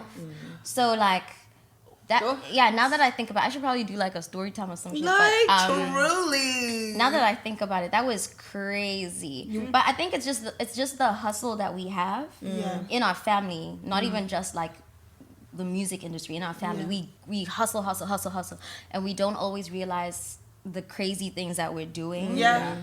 But yeah, Billie Eilish, that morning I had my graduation. My parents flew in like 2 days before. And then everyone was jet lagged, everyone was tired, and then we got on stage. I had my graduation cap. He said, anyway, y'all, I got to go. Anyway, child. Sashay. Yeah. But yeah, that's a highlight as well. Thanks for bringing that up. Yeah, because I think you pointed out something that's quite unhealthy for us is we always striving for the next hustle. No, it's beautiful. I said unconscious. We're always striving for the next mountain because we just used to being go-getters in our family that sometimes we forget like to clap. Yeah. Like, oh my gosh, like, and people will bring up the things to clap about and we'll be like, oh yeah. Oh snap, like, Genuinely we'll forget. Like, oh my God, you supported Lauryn Hill. And I'll be, oh yeah, because this time now we are doing this and this. Like you actually forget. Look at the way they winked at each other because they you already know. Because we had a conversation. It wasn't a conversation, it was an altercation actually. Wait, have you finished your thing? Yeah, no, that was my third one. No, that felt like an altercation. When you brought it up. About what? Was that at the meeting when we did the brainstorming meeting? Yeah, I was like, well, now that we on the couch. I left you on the couch. Let's talk about it. Yeah, we had a brainstorming meeting. And then I think you and Tyler were asking, like, oh, what do you... Oh, I asked you specifically. Oh. You know what I mean? It's not an altercation because I asked them too specifically. Like, when was the last time you celebrated yourself and your achievement? I asked them. Yeah, and I looked at her, me like, I don't know what I was like, is that a black woman thing? Or is that a African or thing? Or an immigrant thing? I think it's all of the. I think it's all of the above. But I didn't know what I was supposed to celebrate, and I looked at her. Okay, genuinely, I was like, girl, what am I supposed to celebrate? I was like, my birthday's coming up. I think it's an African woman thing. Do you want me to list the things one by one? And then she started listing them, and I was like, when you put it like you that, see why exactly. You put it like that. This is unhealthy. This is unhealthy. Let's unpack. Because I think even if I'm tracing it to like aunties and mom, like they just be doing things for everybody and they don't get nobody says, Mom, thank you for like the whole week. You done cooked for my life. Then you woke up and then you done cooked for dad and then you took it. Like no one gives them the thing, so it's like it's expected of us. Yeah. That's what is psychology? No, because it's actually if you think about it, it's more so like when you get it done, it's more so like a I did it. And then you move, and then it's like, okay, now that's off the list. But how it's just like it's just like one long checklist. Exactly. Which is really like it's really. But we never reach a point where we like make the final tick. Yeah. Ooh, that's scary. That's real scary. Because I remember I had final tick. Yeah. That's scary. Not as in death, but like. I know, but that's what it is. Wait a minute. More so, you're never fully satisfied because you always have onto the next. And as somebody that uses checklists. Like everything. It's like even the way I go through it, it's like, okay, that's done. Okay, that's done. It's not even like I will. Hectic. It's never ending. I can't even. Hey, because I haven't processed. Because even like I remember I had to check you. Oh. When that's no problem. You should be checking everybody. when cut the camera. Because I think we were still on tour, and you were saying that like you were in the theme song for. She made the theme song to a Netflix show series, and she didn't do nothing for it. I said, I I'm mad at you because we had to do a show the next day. I am mad at you because I had something else I'm about to do. Is that to make a theme song for? Yeah, I've always wanted to do that. I admitted that it may be a cultural thing, but this thing of like going goal to goal without actually stopping and thinking about, okay, wow. When I was younger, I used to love theme songs, and they used to have catchy ones still. What's it? Like catchy ones, like even Kim Possible, like them things, like stuff you would always sing.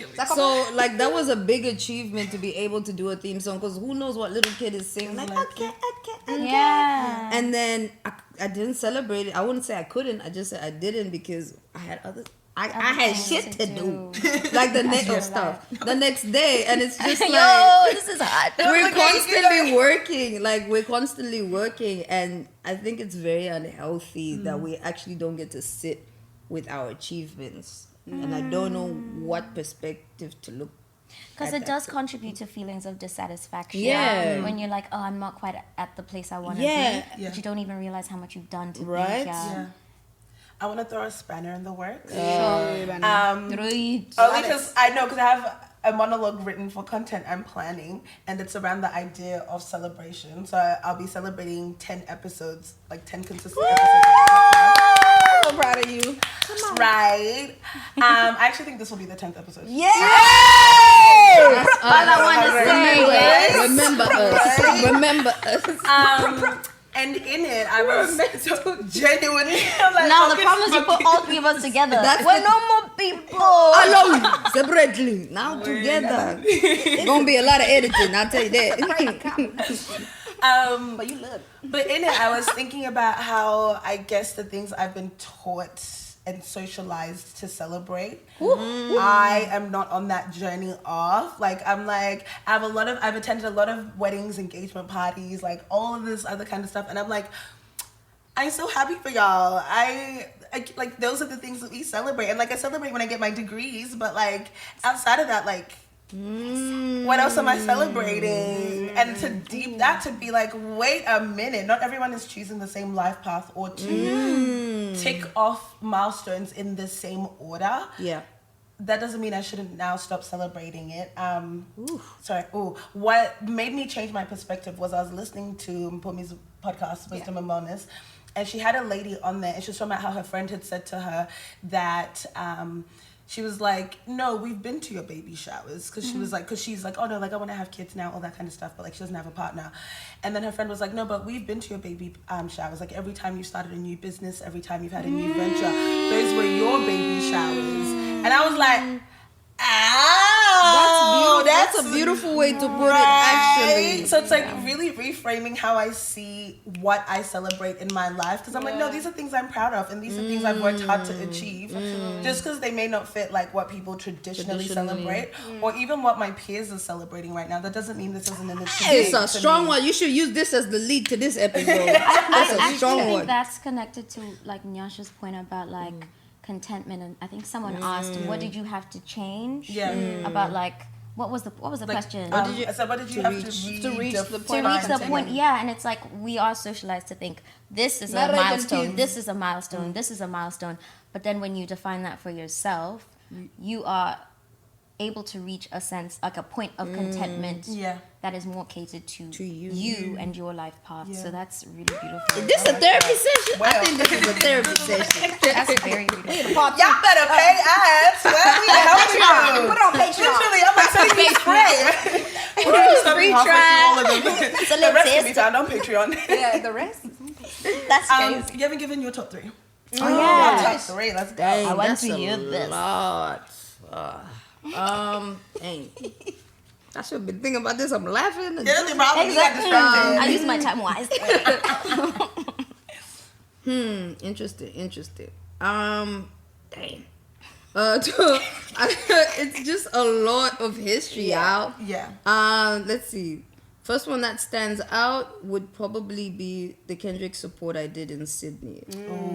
I did that support in 2018, 17, somewhere there. I know because I missed it because I was stuck in Bali. I'm so sorry. Bali is a sensitive It's a sensitive topic, but we'll talk about it later.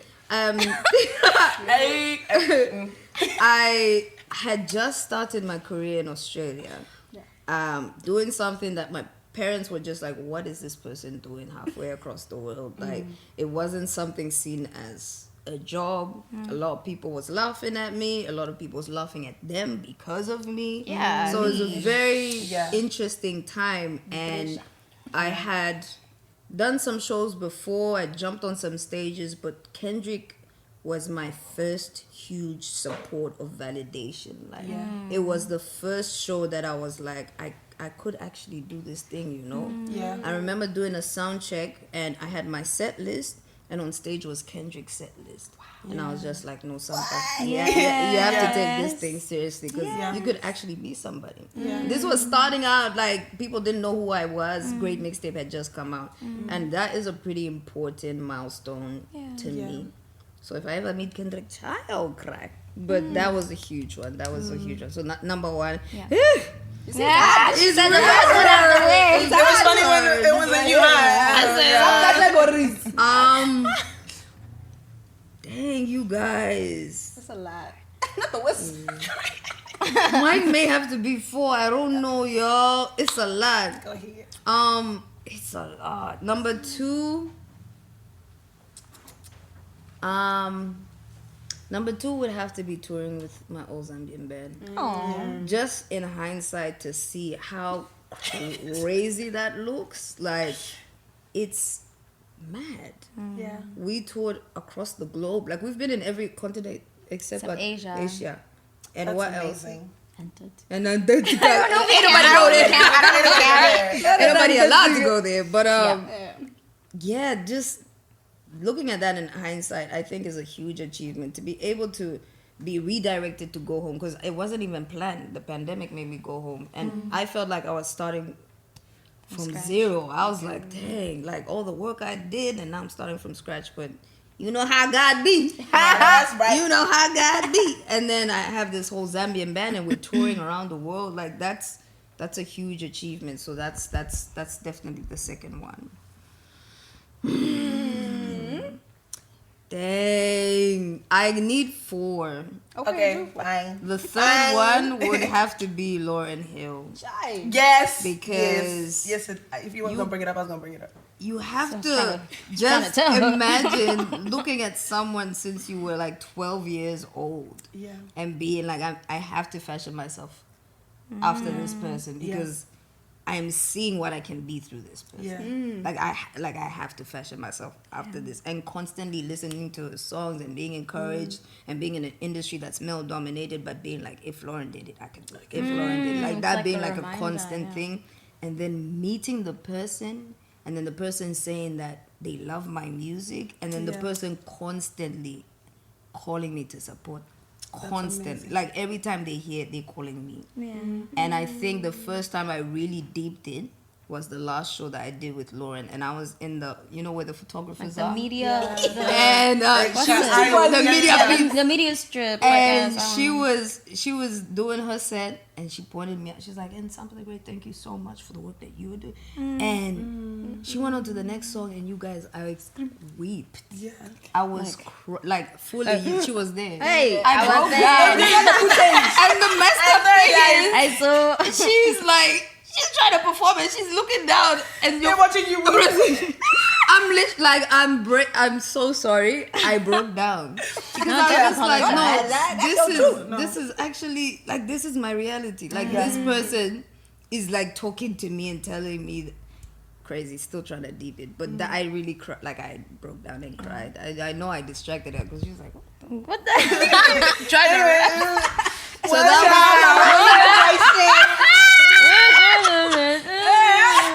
This is crazy. gotta watch out. Look at it.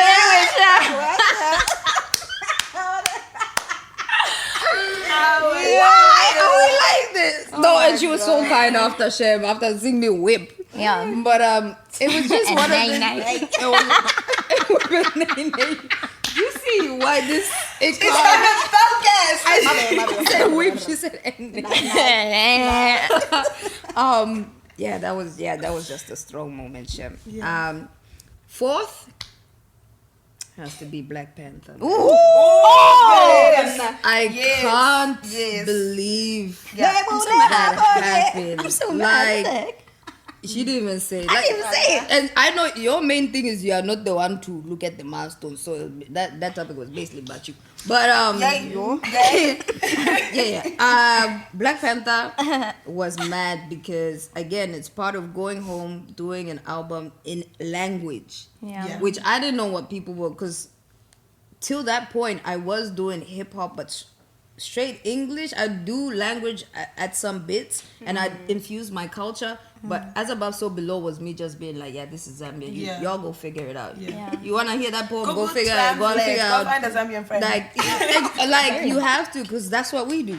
Like you have to. So I was really like, I don't know how people are gonna receive this album. It's in a different language, and this is the very album that lands on Black Panther. And when we were making it, we were like, yo, this sounds like a Black Panther soundtrack.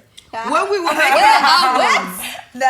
making the album, we were like, this sounds like a Black Panther soundtrack. Like, this is crazy. Also, just the things that was going on in the room. Like I was going through a moment as an artist that a lot of us go through where I was like, I'm really doubting myself now. So we're in the studio. I was literally like writing in my diary at that time. I was like, it's for the album. And I was like, oh shit, I have to write the hook. I'm so nervous. Anyway, it's my time to go up.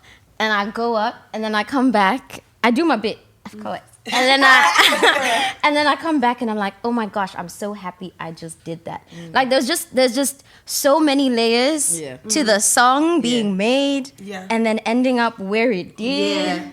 That's part two. That's another conversation. That's also a milestone for you because she wrote that hook by herself. Like that was all her, and for that to be the part that is in majority of the trailer as well, that's big. That's big, deep that. But like you said, think about that. Yeah, Black Panther, like you said, everything connected to how we got it. Even just being, we were in LA and we had done a US tour. And you know when you're starting touring, some shows are bigger than others. And this was like this is the fairly smaller show. But it was, I always tell the band, like whatever show, if it's 200, 2,000, 20,000, we're going to play the same. Yeah. Like, because you don't know who's going to be in the crowd. And you also don't know who's experiencing your music for the first time. And our music comes with stories. Like, it's not just about me. It's about Zambia. It's about culture. It's about Black women. So you really have to present that to someone who's hearing that for the first time. So we were having this whole talk, and I remember Anderson Park was in the audience, and Mwanje was shaking. Shaking in the booth. Where? She said, in the audience. I don't think anyone should tell us who's in the audience. No, that doesn't help me. It doesn't. I also asked. I'd rather not know. I asked Uncle Jaggery, like, do you like, and I also asked the legendary Tandiswa as well, do you like hearing whether there's someone famous in the audience? And Tandiswa says sometimes it shakes you, sometimes like you don't care. Uncle Jaggery said, it's cool. No, because that's a special case. We're asking people who have experience. I should ask youngins, like, how do you feel when you know who's in the audience? Because I would rather, I don't know you niggas there. Yes. I just want to perform my thing. Sometimes it matters, sometimes it doesn't matter. It very much mattered when it was Yasin Bey and Lupe Fiasco. It very much, very much mattered. Even the dudes from Will, what was that show? Jabari from Will Smith. When they were in the, but that was cool to me. That was like, this is cool. The one that was like, was Yasin Bey, because it's just like, when I came to Australia and I had nobody, no friends, no community, the aesthetic was my friend. So now you're seeing this person who was your friend musically in front of you as you're presenting it. That's crazy. Don't tell me he's in the audience, please. I don't want to know. There's just a level to the different artists. And it's more than just starstruck. It's just like, okay, what you helped me get through is confronting to this moment in time. But so Black Panther was we were in LA and it was a smaller audience, and we were still like, we're gonna do our thing. And I remember we went on stage and we're doing Never Forget. And before Never Forget, I always explain the context of the song. Like, this is an ode to Zamrock music. Zamrock music was, one of the biggest genres to come out of our country, and it almost died because a lot of the musicians died. Like, my uncle is only like one of the only remaining musicians from Zamrock. and saw just the importance of it in the story. Come to find out, after Black Panther had aired and everybody was excited, we got a DM by the music supervisor who supervises the trailers, and she was like, I was at that show and I heard that story and I had to just push this to the music executives. So you just never know, y'all. You never know. That was one of the biggest blessings. So Black Panther is definitely awesome. I feel like also what you just said is a story on like humility and work ethic. So I think sometimes, I mean, look, I'm gonna say what I'm gonna say. I was trying to like find a way to pad it, and I was like, it's just gonna have to come out. Let it come out. Packaged. But I think sometimes there can be a lot of ego involved, and people feel like I don't have to give it 100 unless it looks like this, or it's in this arena or in this setting, and so they only give 100 to like certain audiences, and that's like not even just not just with music. I think that can be in any workplace where you can tell someone's really working today, and like, wow, is the manager coming in? Like, right. I've never seen you do this. You know, they're back from lunch break on time. Whoa! Is there a meeting coming? Like, are we getting audited? That is crazy. So yes, I just think that's a testament to humility, to be like you, and also just how you view your purpose, in that my music is a story and a vehicle no matter who the audience is. So I'm like, I'm not doing it for big names in the audience kind of thing. And it's also disrespectful to not give your best just because someone attended something that other people didn't attend. Yeah. Because they're not any less deserving because I didn't come to your show at Coachella. Yeah. I'm here to support you as if, from the context of a fan. I too deserve exactly. Yeah. And you don't know how far Black people be flying. Driving. Like, you just just make a thing know. of it. You really don't know where the music lands. Like, so like people come to you after the show, talk about healing got me through depression, cancer, and you're just like, that song. So you just never know. Like, you never know. You know, and you have to treat it as such. Most of y'all I haven't said anything. Have had to navigate the Australian creative scene as musicians and as independent artists, because that adds an extra layer. And as African women, there's a lot. Hey, there's layers. Layers, bro. Yay, there's layers. What has that been like? And I guess advice you'd give to someone else. So if you don't want to speak, your advice, I guess, would speak to what that has been like without you having to throw shade. Okay, I'll go last. Oh, yay. You're so unserious. Who are you throwing this to? Over to you, ma'am. Nyasha will go first. Hey, Banda, why are you voting me? Medical. This one has never done a first question. But it's been a while since I've operated as an But artist. that's good. Talk about that. So let's start with the fact that as a Black woman and as an African woman, it's really tough when you don't do a genre that they associate with, like R&B or like or whatever would fall under urban music. Urban is so Loaded. It's very loaded. It's really loaded. But like it's really tough because like I understand on a business level you need to know which avenue to market your artists, right? But when it becomes something that then restricts their creativity, because that's something you shouldn't touch. If you saw it in the first place, why would you want to change it and mess it? Yeah, temper with it. So that's something I've seen not only for myself, but for other young Black artists that are making quality music, but we are just not in the right space. And the people that are appointed to help us share it to the world are not doing it justice. That's it. Yeah. My thing with that though is, could they ever really do it justice if it's like, music is a tool for how you communicate your stories, your experiences, all that kind of stuff. Yeah. In the Australian creative scene, we don't have a lot of people who can relate to our experiences. So on what level can they really do it justice? You know? They haven't grasped the art. They haven't to like be able to share it effectively.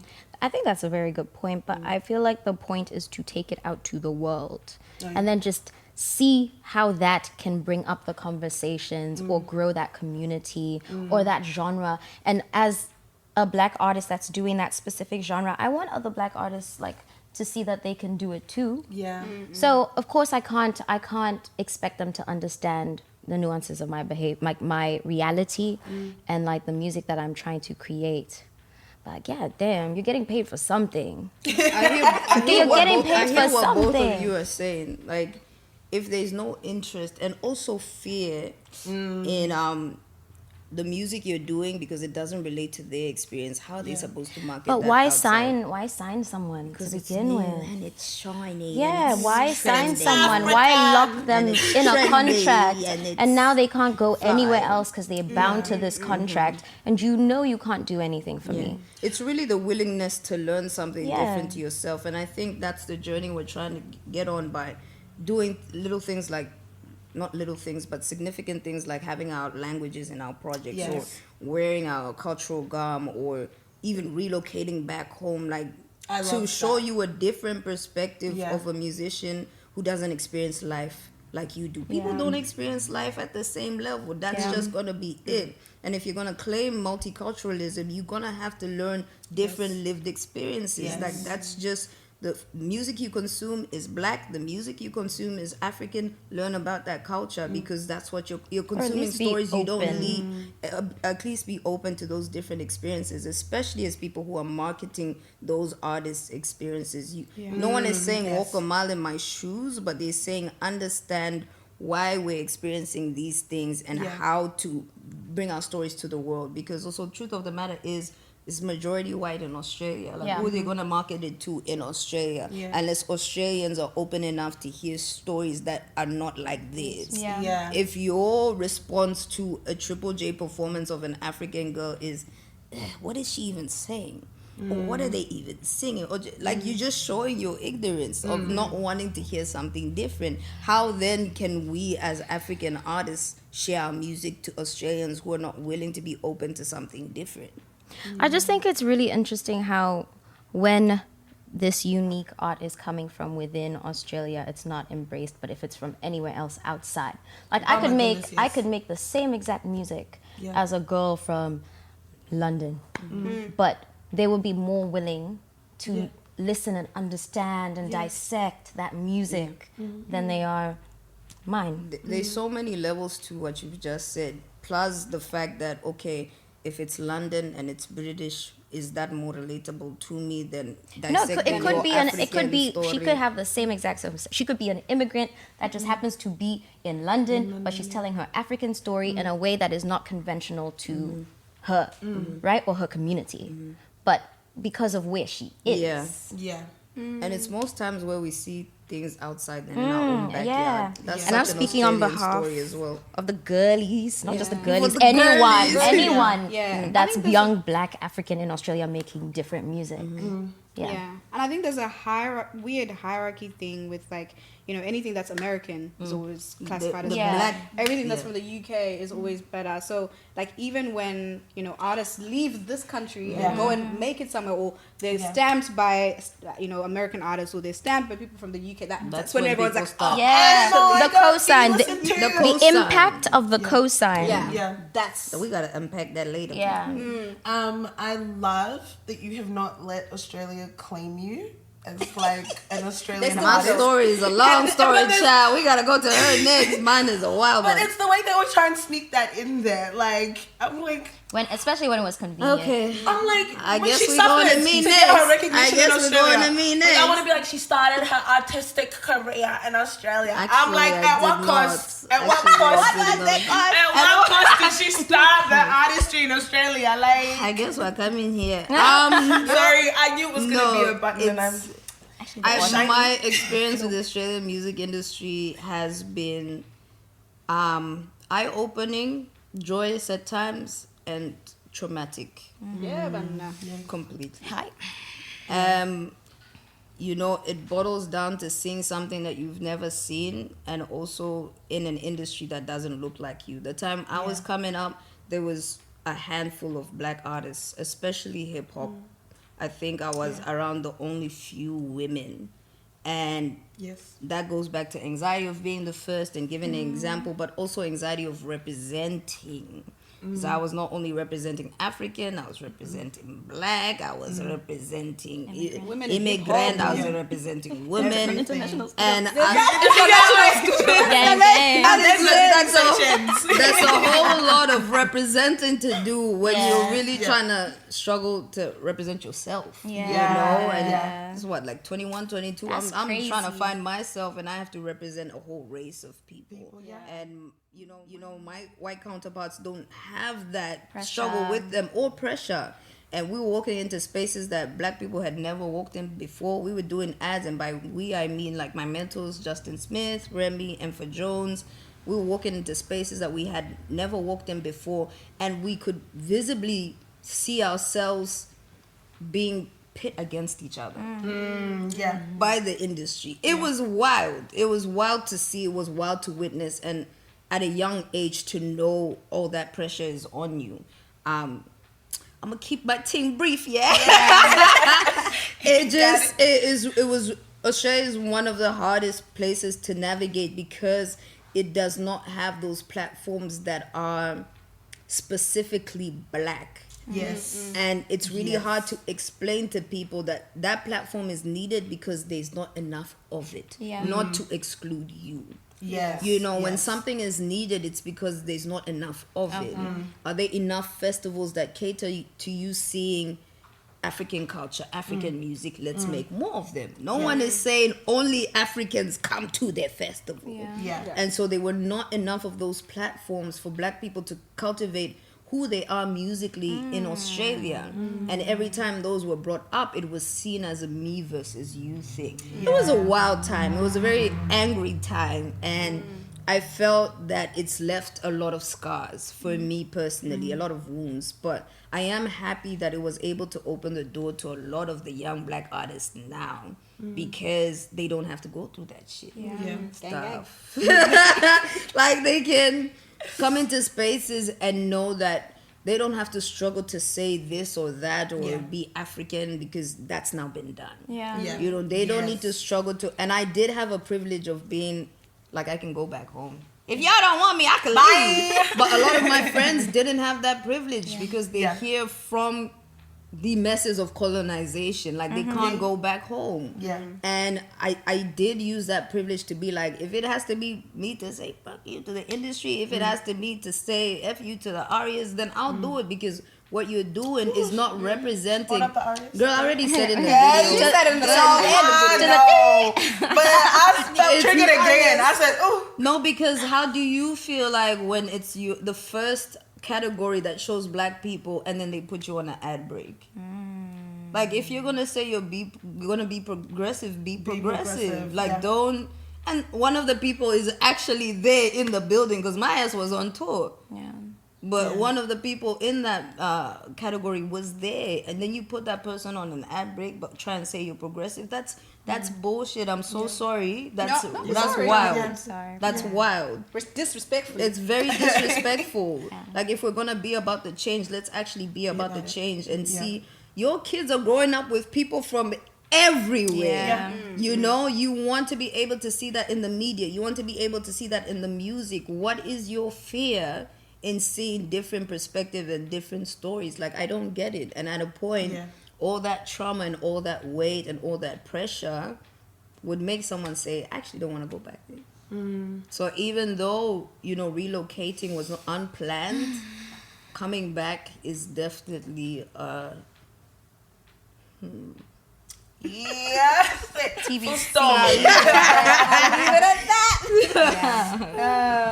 Yeah, sure. This is why I wanted to go last, but I wanted. What's going on? In the industry. Yeah, Nasha, you can give us a perspective of now. Underfunding, Yeah, literally. I was like, when we were talking I love it. underfunded, Where do we start? underrepresented, not employed, under the footstool. Hey, God. Under the foot. It's been an interesting journey for me because again, also my music career started here. Yeah. And I think more than fighting the industry, I was also fighting my family. So, not fighting. No disrespect. No, I love them. I love them. See, and I don't mean that in like a disrespectful kind of way. I think with most African parents, there's no understanding, there's no examples of like what it looks like for your child to say, I want to pursue music. It's like a hobby. Okay, you do that thing after you've studied, all right, you can play your little piano, whatever, in the room, you know what I mean? So having to fight through that and then kind of be doing it sneakily was was really interesting, because it's like, I'm fighting two principalities. Essentially, I'm fighting principalities upon principalities, child. So yeah, so that's been interesting, because I've had to like really almost, it's almost like going against the grain with that, and then being in the industry, you come to face the reality of the thing of how tough it is being a black woman, but then even how tougher it is. Like in some instances, I realized that I was or am continue to be tokenized a little bit, because I am of lighter skin, and I've seen other, you know, darker skinned black women, and I'm like, dude, this person is freaking amazing, but I haven't seen them at a jazz festival. I haven't seen them at this. I haven't seen them at that. You know, those kinds of things. So that's been an interesting thing to navigate. And now I think also, fortunately for us as people, people have started, you know, hosting their own kind of events and things, but those things also come with difficulties of like, because it's also an independent thing that's just starting, they also make mistakes, and there's also that when now we're fighting funds, they're telling me you can only pay me this amount. I can't be understanding of that, but then also I have to argue back and forth with you, and like, so it now becomes things about exposure and all those weird conversations that you're having. People eat exposure. That will forever be. Can I eat it? I got a mortgage. Can I use it to pay my rent? Let's start there. I got a mortgage. Yeah. In this economy, let's not do that. Let's not talking do that. about the expiration. If you don't. Yeah. So exposure has always been a big conversation. People trying to undercut your how much money that you ask for in order to perform. And it's not that I'm asking, you know, money that's like, you know, it's not on equal par with the quality of the performance that I'm giving. Like, I am going to entertain. And that's why you found me. That's how you found me. So when I'm asking for the budget and you don't have the budget, ask shame. Like in some instances, I can, you know, for community, I can, you know, we can talk about it, we can whatever. But in most cases, I think sometimes people also take advantage of the fact that you're like, as a woman. And that's why management is also good. Having a male figure present, even. Don't like that, man. You know, this week has pissed me off with that one. Yeah, because I think people unfortunately, can get really, really disrespectful. Like, you can be in a sound check and people are just doing not much. Until someone comes and is like, yo, she said turn up the reverb. Can you imagine? That's when people listen. Or they'll like give you a sound check for only 5 minutes. And you're like, dude, I'm supposed to be sound checking for 30 minutes. Do not cut my time because you're thinking the next celebrity is arriving, so you need to leave. No, you've allocated me a time. And I'm going to stick to that time whether you like it or not. And having to speak up for yourself, though, that's been a big thing. And also just having fortunately I don't know, a male presence. Just to be like, okay, the disrespect is disrespecting right now. Unfortunately, it's like a necessity. Seems so. It's I like it. So yeah, the industry is interesting. It's a lot. Unfortunately, we're going to have to wrap it up. Part 2. So don't take me to good time. Okay. Ooh. I'll let you guys fight it out. But it ain't gonna be me. I know that's right. She said it's not. Actually, we'll start with you because you haven't started. Yes. She said you never started, so it'll even it out. Like, catch you. I want to catch you. Like, what is one thing you think everyone should know? About anything, life, music, anything, psychology, anything. It This could is even a be very that people pro- should wash in between their toes. Oh. Some people don't do that. Some people wash up here and let the water run down. And that's the bath. Guys, it's so broad. Yeah, it's a broad question, but It's so broad. I'll send you the link. about the us. About anything. What do you think? Whoever feels called to just go, because I'm thinking. I'm still thinking because it's broad. It's so broad. Okay. It's Just so make it broad. about you. It's so broad. And I voted against this question. Let's cut that out. I voted against this question when we were voting. There's a couple questions No, I I've said it's how it already goes every episode, so you didn't even have a True, choice. true, true. in the mirror. It's how it goes every episode. Oh, jeez. Oh, About us. Oh, bring it back, bring it No, back, about bring it back. no, anything. skirt. Anything. About anything. You start the A. Go on. Say Okay, all right. I'm gonna. Oh, okay. Controversial. Say it, don't pat it, say it. Finna be controversial. Don't overthink Okay, it. for the migrant. Well, I'm looking at the camera. Which camera am I looking at? You're annoying. Go. This is to all the women, young women, black women, in particular, oldest children or oldest roles. If, and I say if you can afford it, before you get married, live by yourself. No. I thought you were going to say go to therapy. No, because yeah, No, it no, could have gone It could have five gone different anywhere. ways. It could have gone anywhere. We just started with that intro and oh I God. said, okay, and then we pivot. No, Yeah. it's true. You can afford it. If you can afford it, because I know affordability is also a big thing, especially for when people involve black tax and having to take care of your siblings and all that Listen. kind of stuff. Etc. You was If you can do it, if you can find a little apartment, if you can save, if you can save money, a house. I don't know about house sharing with some other people, whatever. I think you actually need that time to yourself to sit and process who you are as a person, because the pressure Outside of you have doing been things. you have been everybody's Yes, mother. everybody's Oh, everything. wow. Yeah. deputy, what Deputy. and I think just officer. for women in general, because I think we've also been socialized into like the when you can have your own home, when you can make your own decisions, is when you're under the household or with the man. Do you know what I mean? When you're married, so that's when you cannot express yourself. You cannot be free. That's you so cannot crazy. wear That's the actually boom boom so shorts. crazy. That's a Free.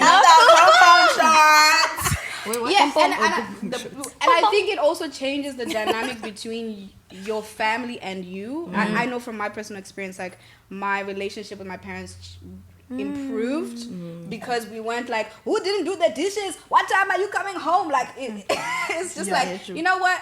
You don't have to agree with me because I'm going home. Yeah. I don't need to be here. I cut the phone. Okay. I'm in my own home. You cannot argue with me in my home. But yeah, That's a good one. if you can't do it. Yeah, she's still thinking. We're still loading. No, I had one, then I lost it because I was agreeing. He was flying away. I was agreeing. Oh, what was it? Well, I guess for me. Oh, the white one. Oh no, White no, shirt, like yeah. that. I guess for me, it would be, especially for workaholics like me. Yay. The music is your life, people. It's really important to have a life outside the music business life. I know it's your life, but there's life out there. You really need to cultivate your personal life outside of music business, because your music is inspired by your personal life, your experiences, but there needs to be that separation for your health. That's what I'm saying. Yeah. Okay, I finally settled on one. Take the best for last. Let's go. This is actually something we talked about yesterday. This is for the people that have very big and sharing hearts, that tend to give the benefit of the doubt. It's very tempting to feel like after you've been taken advantage of, you need to change who you are and block yourself off. But it's really about changing the quality of the people around you. Yes. You don't need to change who you are to be treated fairly. Wow. So yes. But boundaries. Boundaries, very important. Very important. She said, Y'all I'll come really with the didn't want to win. go with one of the ones about washing between your toes and the Nice. That's all you didn't give us the level. Hygiene is a family thing. Oh, wow. Why you gotta bring the family? And they're just catching strays over there. wow. Why you gotta Drink involve water. family? And on that note, I think it's a really beautiful note to end on. Thank you guys for coming on the show. Thank fun. Thank you. Thank you. And tap the cameras. Cut the camera, did it. Thank you so much.